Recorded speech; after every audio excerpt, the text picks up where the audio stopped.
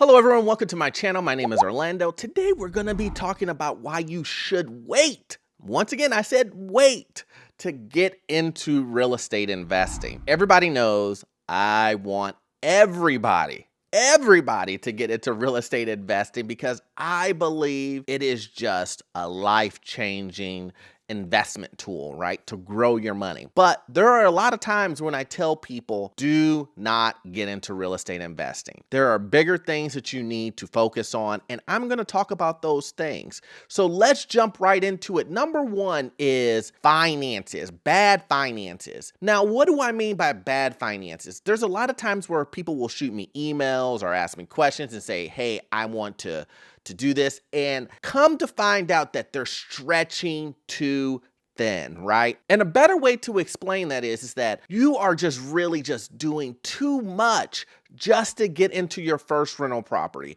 Now, there's this hustle culture that I am very clear and aware of, and I totally understand it. But there is a point where there is diminishing returns to that. You cannot just hustle at any cost, meaning your finances or whatever, and subtracting from those things just to get into real estate. It is not good for your financial health. So let's give some examples of that. So if you have really bad credit and you're going to do whatever you can to get into real estate, let's say you have some collections. Let's say you may have some things getting pulled out of your paycheck, some garnishments. I would 100% tell that individual, hey, please take care of that stuff before you get into real estate investing, because what's going to happen is you're going to think to yourself, I'm going to grow my money and I'm going to use all of this money to throw it into paying off my garnishments, getting my credit up,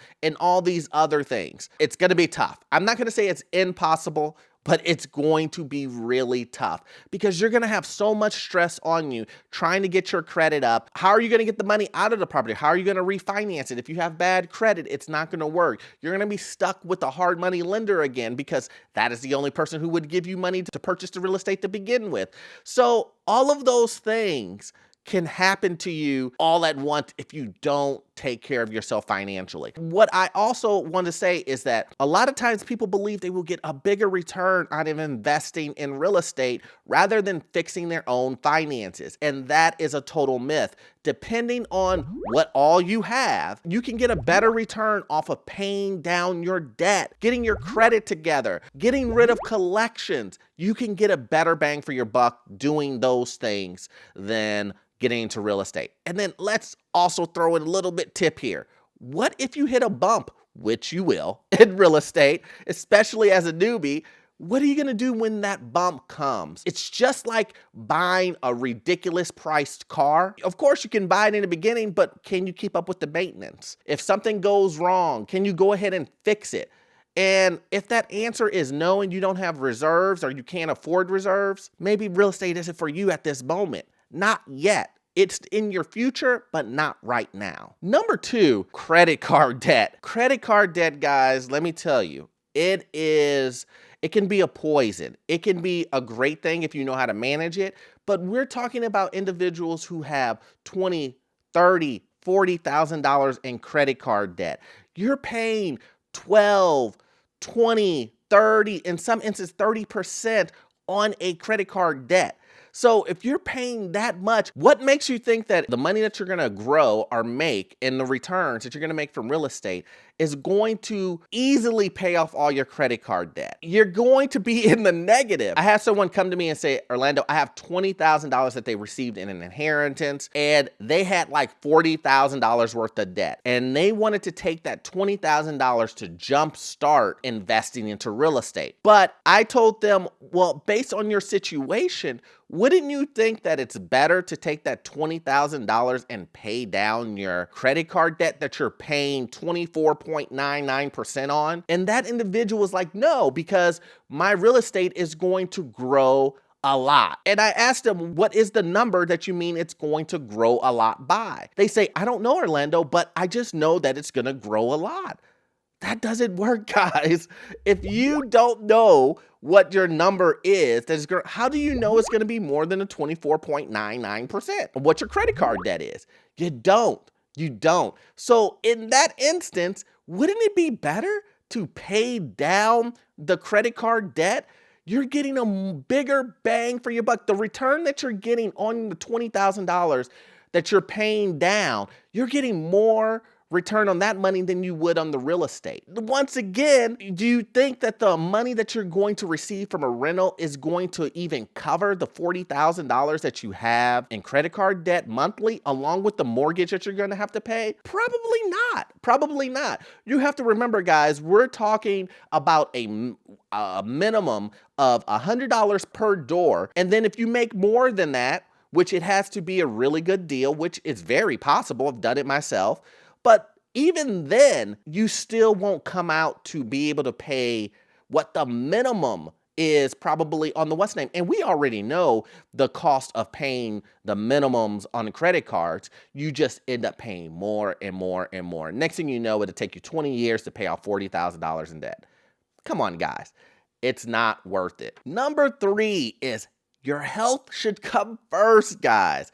If you are trying to invest in real estate, staying up all night long trying to figure it out, you're not getting enough sleep, you're eating very crappy, you're pinching every penny to just get into your first real estate deal, that sounds like you're grinding and you're hustling and you're doing anything that you possibly can do to get into real estate. That sounds, in this culture, it sounds very appealing. It's almost as if you could use that to brag to people and be like, hey, I'm giving up everything to get into real estate so that I can become a millionaire and I can be wealthy, I can be rich. But at the end of the day, what is that going to cost you? Are you willing to give away your mental health, your physical health, spiritual health? What are you willing to give? And I see all the time, especially on YouTube, especially people sending me emails, asking me questions, and some of my consultations. People say, Orlando, I haven't went to sleep in 48, 72 hours because I've been grinding so hard. And I say to them, don't do that. Don't do that, please. I know it seems like you're grinding and you're hustling to get to your goals and to your dreams. I understand that.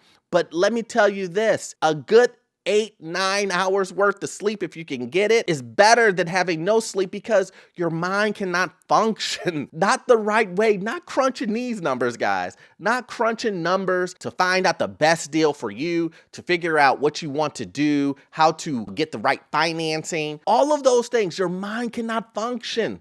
It cannot function. If you are not getting sleep, if you properly aren't taking care of yourself, and at the end of the day, health is number one, guys. Your health should be number one. You only get one body. You can buy multiple properties. You can buy multiple properties over your lifetime, but you only get one body, one brain. Your mental health, your physical health, all of those things should matter extremely more than trying to get real estate. You don't need to burn both ends of the candle to get to your dreams. You really don't, guys. I know the hustle culture tells you that you need to give up something to get something. And a lot of people are willing to give up their mental sanity. They're willing to give up their physical health. They're willing to give up all of those things, family time, all of those things. You're willing to give up everything to get into real estate or into any other investment vehicle. I am not an advocate of that, guys. So I tell people, if you're going to do that, if that's what you have to do to get into real estate, it's not worth it. Don't give up that stuff, guys. Number 4, family, friends. Guys, giving up your friends and your family for real estate, it sounds crazy when I say it, right? Like, who would do that? Why would you do that? Why would you give up a person for a piece of a building, right? Yeah, I get it, right? But a lot of times people do it all the time. They want to shut off people and break down people. Let me tell you what, guys, having a social group to vent to, someone to talk to, someone to vent to, all of those things to tell the person what you're trying to do. Let that be your wife or your husband or a friend, another family member, whoever, a dog. I really don't care who it is. But what I'm trying to say is it's not worth it to give those things up. Why would you, in any way, shape, or form, have to give up all socialization for real estate? Now, we have been in COVID, right? We've been in COVID, and we understand how it's so detrimental to your mental health, as far as, and your maybe just your physical health also, to be secluded and not to be able to socialize with the people that you normally socialize with, people that you like and that you love and that you care about. All of those things matter. And what I'm trying to say is that you don't have to cut off your friends and your family to focus so heavily on trying to invest in real estate that eventually your friends and family will say, you know what, this guy doesn't even, like, he's willing to bury us just so he can, quote unquote, get your real estate portfolio up, be a mogul in real estate. But let me tell you something else, guys. When, let's say you do become that real estate mogul and you do get all of that stuff, will it really matter at that point if you have no one to share with, if you have no family, if you have no friends? It would be very, very, very lonely. And so why cut those individuals off on your way up to the top?